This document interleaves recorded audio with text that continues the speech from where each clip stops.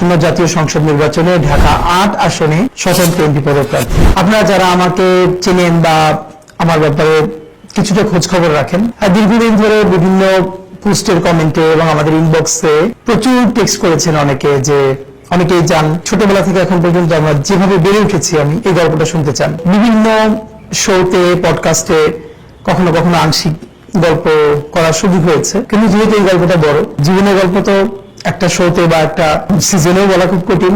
এরপরেও যেটুকু একান্ত বলা যায় সিগনিফিকেন্ট গল্পগুলো, সময়গুলো, আমাদের বেড়ে ওঠার গল্প, এটা আপনাদের সাথে শেয়ার করতে চাই।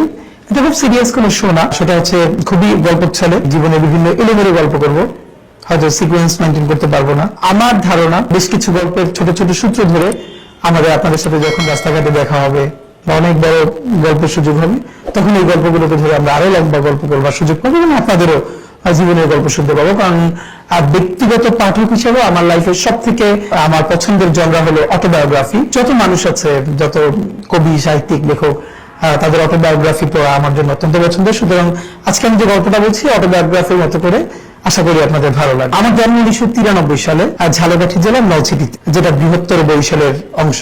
আমার আব্বা আমার নলছিটি উপজেলা শহরের মাদ্রাসার ভাইস প্রিন্সিপাল ছিলেন এবং শহরের খুবই বহুল পরিচিত মসজিদ খাসমহল জামে মসজিদের ইমাম ও খতিব ছিলেন। আব্বা ইন্তেকাল করেছেন 2012-তে এবং আব্বা যখন ইন্তেকাল করেন তখন ধর্মীয় ঘরানার বাইরে অনেকগুলো সামাজিক সংগঠনের সভাপতি ছিলেন এবং আমার কমিউনিটিতে আমার আব্বা অত্যন্ত সম্মানিত একজন আলেম ছিলেন এবং যে অর্থে আমরা অ্যাক্টিভিস্ট বলি, বিভিন্ন সামাজিক অসঙ্গতি এর বিরুদ্ধে আজীবন তিনি আমার কমিউনিটির সব থেকে সোচ্চার এবং প্রতিবাদী মানুষ ছিলেন। তার নাম শরীফ মাওলানা আব্দুল হাদী। আমার উপজেলাতে যে কেউ তাকে হাদী হুজুর নামে চিনবেন আশা করি ইনশাআল্লাহ। আমার মা বেঁচে আছেন, তার জন্য দোয়া চাই। আমার মা একজন হাউসওয়াইফ। তার গল্প অন্য একদিন কোনোদিন বলবো, যে মা যেহেতু এখনো আছেন।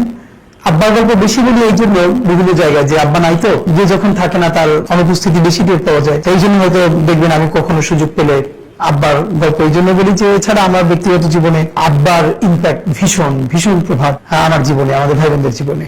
আমরা 6 ভাই বোন, আমি সবার ছোট। আমার সবার বড় বোন, তার হাজবেন্ড, তিনি একটি মাদ্রাসার প্রিন্সিপাল নলছিটিতেই। তারপরে আমার বড় ভাই ডক্টর মাওলানা আবু বকর সিদ্দিক। আমি ইচ্ছে করে আজকে খুব একদম খুঁটিয়ে খুঁটিয়ে বলছি, যাতে করে আপনারা আর কোনো না থাকে যে এই ব্যাপারটা জানতে পারলে ভালো হতো। ডক্টর মাওলানা আবু বকর সিদ্দিক, উনি বরিশাল শহরে বাগিয়া আলামিন কাবিল মাদ্রাসার প্রিন্সিপাল এবং বাংলাদেশের অত্যন্ত কয়েকটা খুব দৃষ্টিনন্দন এবং গুরুত্বপূর্ণ মসজিদের একটি হচ্ছে বাইতুল আমান জামে মসজিদ বরিশালে, যেটা সারা বাংলাদেশ থেকে মানুষ ওখানে নামাজ পড়তে যান অনেকেই, তো সেটারও ক্ষতি। তারপরে আমার বোন, যার বাসায় থেকে তিনি ঢাকাতেই থাকেন এবং আমার দুলাভাই একটি প্রাইভেট ফার্মে জব করেন দীর্ঘদিন ধরে। আমার এই বোনের বাসা থেকে আমি মূলত ঢাকা বিশ্ববিদ্যালয়ে পড়াশোনা করেছি।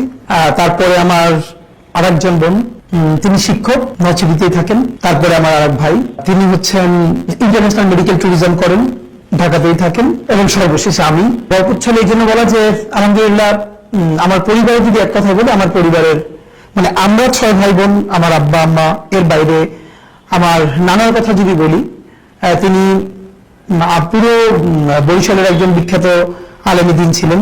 দেওবন্দ থেকে উনি পড়াশোনা শেষ করে বরিশালের একটি বড় মাদ্রাসার মুহাদ্দিস ছিলেন। দক্ষিণবঙ্গে ওনার হাজার হাজার স্টুডেন্ট আছে এবং উনি খুবই সম্ভ্রান্ত একজন আলেম ছিলেন বরিশাল শহরের। আমার নানার দিকের মায়ের দিকের যত আত্মীয় স্বজন, আমার বাবার দিকের, আমার দাদা বাড়ির যত আত্মীয় স্বজন, আমাদের পরিবারটা পুরো একটা শিক্ষক পরিবার।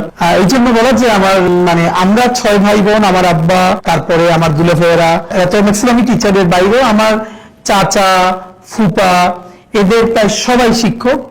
আবার আমার নানা বাড়িরও আমার খালুরা, আমার মামারা, এরাও প্রায় সবাই শিক্ষক। সেই হিসাবে একদম আমাদের পুরো জার্নিটাই একটা শিক্ষক পরিবারের সাথে, শিক্ষক পরিবারে বেড়ে ওঠা। পড়াশোনার ক্ষেত্রে একটু যেটা বলে যে আমি জীবনে যদি খুব ব্লেসড, আল্লাহ তাআলার ভীষণ রহমত প্রাপ্ত একজন আমি মনে করি। এই জন্য, কারণ আল্লাহ অনেককেই ভালো পরিবার দেয়, ভালো শিক্ষা প্রতিষ্ঠান হয় না, আবার ভালো পরিবার এবং শিক্ষা প্রতিষ্ঠান হয়, অনেকের জীবনে খুব ভালো বন্ধু হয় না। আমি সম্ভবত আল্লাহর সেই সব রহমত প্রাপ্ত বান্দাদের একজন, যার প্যারালালি আমি জীবনের শ্রেষ্ঠ 3টা জিনিস পেয়েছি।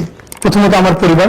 এই জন্য বলা যে শুধু পরিবার না, যে আমার আজকের যে গ্রুমিং, আজকের যে বেড়ে ওঠা, এর বুনিয়াদটা পরিবারে। শুধু পরিবারে না, চর্চাটা ভীষণভাবে এরপরে আমার শিক্ষা প্রতিষ্ঠান, যেটা নিয়ে একটু পরে লম্বা গল্প করবো। এর সাথে আমি যাদের কথা আজকে বলতে চাই, আমার বন্ধুরা। সেই ছোটবেলা থেকে আজ পর্যন্ত আমি এত ভালো বন্ধু জীবনে পেয়েছি, যারা এখন অনেকে সারা বাংলাদেশে অনেকে ইউনিভার্সিটির টিচার, ডাক্তার, ইঞ্জিনিয়ার, বিভিন্ন জায়গায় অনেকে চাকরি বাকরি করছেন, যেটা জায়গায় খুব বেশি দেশের জন্য কন্ট্রিবিউট করছেন। তো আমার বন্ধুরা, এবং ছোটবেলা থেকে আজ পর্যন্ত যারা আমাকে ভীষণ ভীষণ ভীষণ ভালোবাসে, সাপোর্ট করে।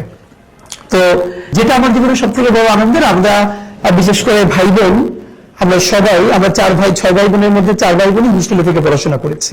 আমাকে একটু পরে বলছি, আমার বড় ভাই তিনি একই সাথে মাদ্রাসা থেকে কামিল পাশ করে বোর্ড স্টান করেছেন প্রতিবারে। তারপরে কুষ্টিয়া ইসলামী বিশ্ববিদ্যালয় থেকেও আবার পড়াশোনা শেষ করেছেন এবং ওখান থেকে পিএইচডি শেষ করেছেন, এবং তিনি অনার্স মাস্টার্সে ফার্স্ট ক্লাস ফার্স্ট হয়ে রাষ্ট্রপতির কাছ থেকে স্বর্ণপদক প্রাপ্ত হয়েছেন। আমার মেজু ভাই তিনিও জগন্নাথ বিশ্ববিদ্যালয় থেকে তার ডিপার্টমেন্টে ফার্স্ট ক্লাস ফার্স্ট হয়েছেন এবং ডিনস অ্যাওয়ার্ড পেয়েছেন। আমার ছোট আপু, যে আমার ইমিডিয়েট বড়, সেও আলিম মানে ইন্টার পরীক্ষায় বাংলাদেশের সম্মিলিত মেধা তালিকায় মাদ্রাসা শিক্ষা বোর্ডে মেয়েদের মধ্যে প্রথম স্থান অধিকার করেছিল। আর আমার পড়াশোনাটা হচ্ছে এগুলো এই জন্য বলা, যে আমাদের এই জার্নিটা, আমরা ভাই বোন, আমাদের পড়াশোনা আমাদেরকে এভাবে গ্রো করতে সাহায্য করেছে। এই জন্য ঘরের গল্প আপনাদের সাথে করছি, যাতে লম্বা সময় নিয়ে কেউ চাইলে শুনতে পারেন। আমি ক্লাস 1 to 3 আমি আমার নলছিটিতে আব্বার মাদ্রাসায় পড়েছি। 1 to 3 তে পড়বার পরে আমি বাংলাদেশের সেরা হাতে গোনা কয়েকটি মাদ্রাসার একটি হচ্ছে ঝালকাঠি এমএস কামিল মাদ্রাসা, যেটা অনেকে নেসারাবাদ মাদ্রাসা নামে পরিচিত। এটা হচ্ছে আমার জেলা শহরে, আমার বাড়ি উপজেলাতে। তো 3 পরে আমি নেসারাবাদে গিয়ে ভর্তি হই, কারণ তখন আমার বড় ভাই এবং মেজু ভাই দুজনেই নেসারাবাদে পড়ছিলেন। তখন সারা বাংলাদেশের মধ্যে হাতে গোনা 2-1টি মাদ্রাসার মধ্যে নেসারাবাদ মাদ্রাসা ছিল। তো আমি ক্লাস 4 নেসারাবাদে ভর্তি হই। তো তার আগে 1 to 3 ছোট কিছু যে গল্প বলে যাওয়া দরকার। আব্বা মাদ্রাসা পড়েছি, বাসা থেকে, যেহেতু আমাদের বাসা নলছিটি শহরেই ছিল, একদম মাদ্রাসা থেকে কাছে। আর আব্বা সবার কাছে অত্যন্ত সম্মানিত ব্যক্তি হওয়ার কারণে, এবং আমার ভাই বোনরাও সবাই পড়াশোনায় ভালো থাকার কারণে, এবং মানে সবাই সমাজে আমাদেরকে ভীষণ ভালোবাসতো, আদর করতো। আমি ভীষণ স্নেহপ্রিয় বড় হয়েছি পুরো সোসাইটির। তো আমি এখন যে গল্পটা সবচেয়ে আমার জন্য গুরুত্বপূর্ণ, সেটা হলো এই যে অনেকে জিজ্ঞেস করে যে আমাদের এই যে আজকে পলিটিক্যাল কনসাসনেস একটা গ্রো করলো কিভাবে। আমি এটা অনেকবার বলেছি বিভিন্ন সাথে, আজকেও বলি, যে আমার পলিটিক্যাল গ্রুমিং এর সাথে বিএনপির নামটা ভীষণভাবে জড়িত। নলছিটিতে কুড়িপট্টিতে আমাদের বাসা ছিল, যেটা নদী ভাঙ্গনে আমাদের বাড়িটা ভেঙে গেছে। এটা আমাদের জীবনের বড় ট্র্যাজেডি। কুড়িপট্টিতে আমাদের বাসা থেকে 1 মিনিট দূরত্বে আমাদের উপজেলা বিএনপির অফিস ছিল। এবং আমার খুব মনে আছে যে আমার সাথে বন্ধুরা যখন দিনে খেলাধুলা করতে যেত, অফকোর্স আমিও খেলতে যেতাম, কিন্তু দেখা যাচ্ছে অন্য গল্প বা আড্ডার সময় আমি কম, যে আমি বিএনপি অফিসে গিয়ে বসে থাকতাম। বড় ভাইয়েরা, ছাত্র দলের বড় ভাইয়েরা গল্প করতেন, বিভিন্ন পলিটিক্যাল গল্প করতেন, আমি বাসায় বসে সেই গল্প শুনতাম।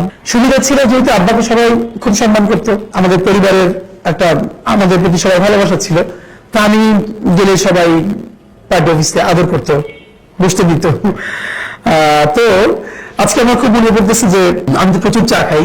এই কথাটা মানে এখন বলতেছি এই জন্য, আমার সাথে যারা থাকে আপনি জানেন যে প্রচুর চা খাই। তো সেদিনকে কিছুদিন আগে শাহবাগে সকালে গেছি একটা কাজে, দেখি 7 বা 6 এর একটা মেয়ে ওই স্কুলে যাবে, দাঁড়িয়ে আছে ওখানে গার্ডিয়ানের সাথে। তো মনে হয় সম্ভবত বাস আসতে দেরি করতেছে, স্কুল বাস। ও ওখান থেকে চা কিনে চা খাচ্ছে। আমার দেখে এত শান্তি লাগছে, আমি গিয়ে বললাম যে আর একটা চা খাবো, আমি কিনে দিই, আমার খুব দেখতে ভালো লাগতেছে। এই কারণ আমি সম্ভবত মানে আমার লাইফের গল্প বললে চা খাওয়ার গল্প না বললে আসলে কমপ্লিট হবে না। আমি যখন 2 বা 3 পড়ি, তখন আমার মনে আছে আমাদের এলাকায় 2 ধরনের চা, মানে বলতে যে সিঙ্গেল চা, ডাবল চা। সিঙ্গেল চা 1 টাকা, মানে হাফ কাপ বা একটু বেশি, আর ডাবল চা 2 টাকা। তো সেই মানে আমি কাউকে দেখিনি আমার বয়সে যে দোকানে গিয়ে চা খেত। আমি দোকানে যেতাম, ডাবল চা নিতাম, এবং পিরিচের উপরে চা ঢেলে পায়ের উপরে পা তুলে তারপরে খেতাম ক্লাস 2 তে 3 তে। বউ আমার দিকে তাকাই দেখতে নিয়ে আমার ভীষণ ভালো লাগতো যে আমি দোকানে চা খেতে যাচ্ছি। তো সেই যে চা খাওয়া শুরু, তারপর থেকে তো মানে এখন বলবো চায়ের উপরে আছি। যে গল্পটা বলা দরকার সেটা হলো, যখন 2-3 তে পড়ি বিএনপি অফিসে, তখন বিএনপি বিরোধী দল, সম্ভবত 2000 সন এরকম চলে, 1999-2000 এরকম। তখন মানে দেশে যে রাজনীতির পরিবেশটা ছিল, এটা আমি এখন খুব আজ করতে পারি এই জন্য, যেহেতু আমার একটা মফস্বল শহরে বেড়ে ওঠা। তখন যখন হরতাল হতো, বিএনপি যখন বিরোধী দল হিসেবে হরতাল ডাকতো, আপনারা আমার ধারণা যখন সেই সময়টা বড় হয়েছেন, মানে আমি যখন আমার শৈশবের কথা বলছি, তখন আপনারা যারা আরো বড়, তখন নিশ্চয়ই এই গল্পগুলো রিলেট করতে পারবেন। আমি তখন মনে আছে যে হরতাল ডাকলে দুটো কাজ হতো। হরতালের আগের দিন সন্ধ্যার পরে আমাদের শহরে মশাল মিছিল হতো, বিএনপির পক্ষ থেকে হরতাল সফল করবার জন্য মশাল মিছিল করা হতো, এবং আগের দিন টেম্পুতে করে মাইকিং করা হতো আগামীকালকে হরতাল সফল হোক সফল হোক। আমার দুটো ব্যাপার খুব মনে আছে।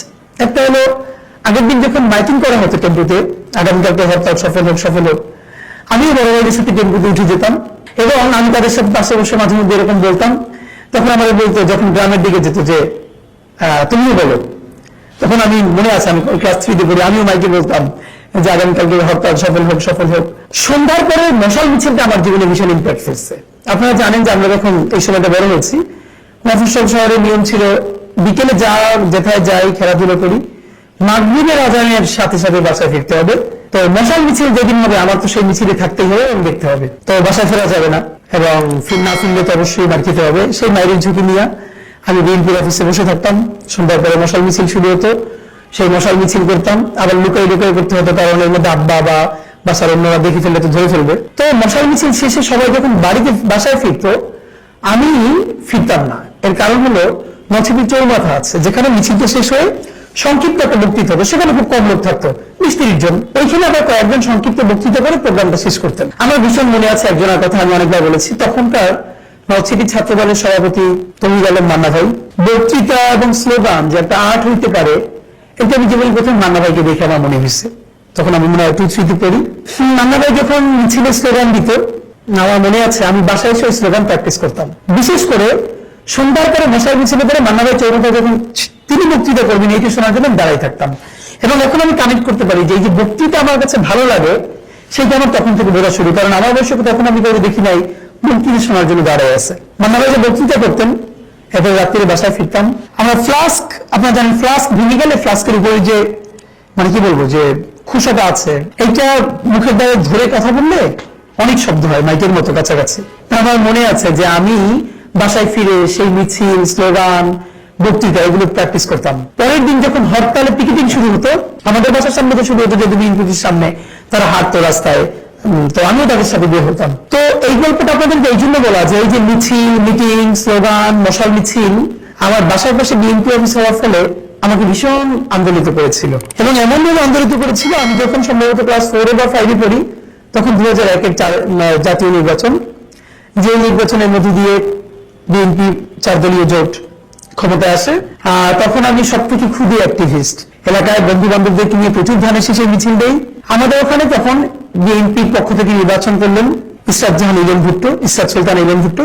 উনি বিএনপির প্রার্থী হলেন, ভুট্টো সাহেবের স্ত্রী।